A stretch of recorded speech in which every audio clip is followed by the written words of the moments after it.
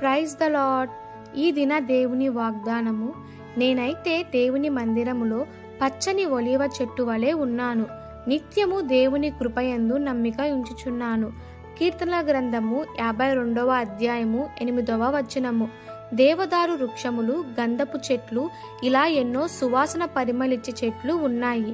కానీ దావీదు తను ఒలీవ చెట్టునని చెప్పుకొనుచున్నాడు. ఒలీవ చెట్టు దీర్ఘాయువు గల చెట్టు. ఒలీవ కొండపై యేసయ్య ప్రార్థించిన చోట కొన్ని ఒలీవ చెట్లు ఉన్నాయి. వాటి వయసు 2000 సంవత్సరాలు. ఒలీవ చెట్టుకి మరణము లేదు.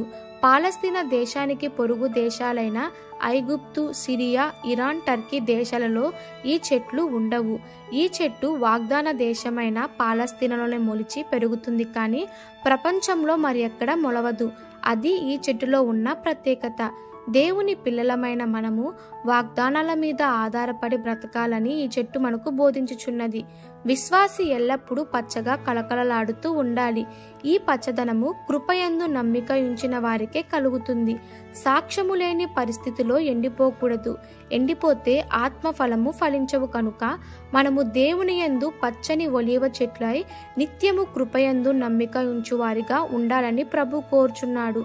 ఈ దిన దేవుని వాగ్దానము మనందరి జీవితంలో నెరవేరులాగున ప్రభు కృప మనందరికీ తోడై ఉండునుగాక. ఆమెన్. God bless you.